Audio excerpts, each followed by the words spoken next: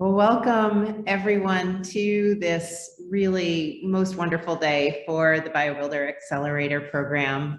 So for those who might not be familiar with the setup, I'll just quickly say that the Idea Accelerator is one of the programs that we launched through the response that we have taken to the pandemic, appreciating that students even though they might not be physically present in the same room, are still eager to collaborate with one another and still eager to take on really big challenges and really big projects together, and that their creativity and the potential for really changing the world in a positive way, from our point of view, it really knows almost no bounds. You will see that these projects are creative and ambitious, technical, and what is so amazing is that this really all came about within 3 weeks of time.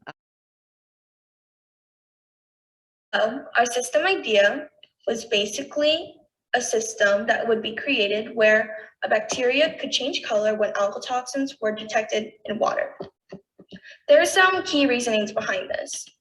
Drinking contaminated water affects human health drastically. It can also lead to death in animals and even humans.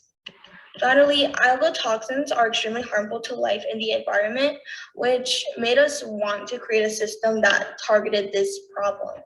Our system input for our system was basically a bacteria that could detect algal toxins in water, with our output being bacteria turning red, which made the water appear red.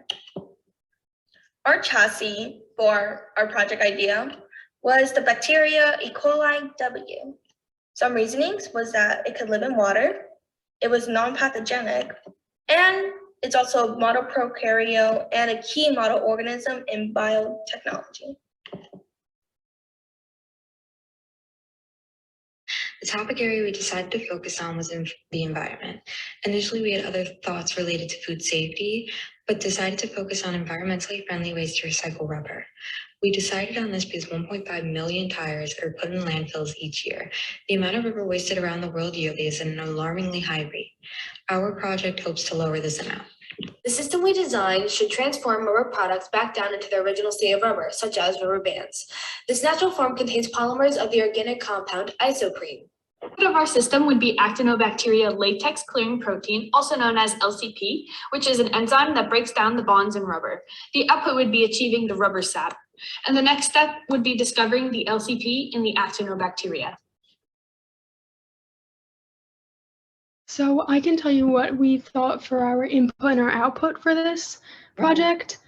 So the input that we were thinking was that we would just use the resources like algae from the environment, and then the output would be to have a new sustainable way to create paper that will not only help the environment, but will also help the other animals in the Barnegat Bay, because it's a very harmful algae to other species in the bay, but it can be very useful to create the paper.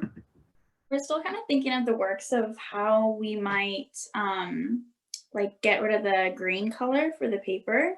Right. And it's just a lot more sustainable. It doesn't take decades to grow. Yep. And it's just more environmentally friendly. The topic area we decided to work on was environmental science. We decided to focus on environmental science, specifically dealing with ammonia, because of its possible hazard on human health. The system we designed detects and removes ammonia from the air while producing a pleasant scent. The input would be the presence of ammonia, and the output would be a vanilla-like smell. We decided to use E. coli in our chassis because of its availability in the scientific world. It acts as a safe host and easy to use template for our design. A biological part we could use would be part BBA_IA769014, which is feruloyl CoA hydratase for vanillin biosynthesis. It converts ferulic acid to vanillin.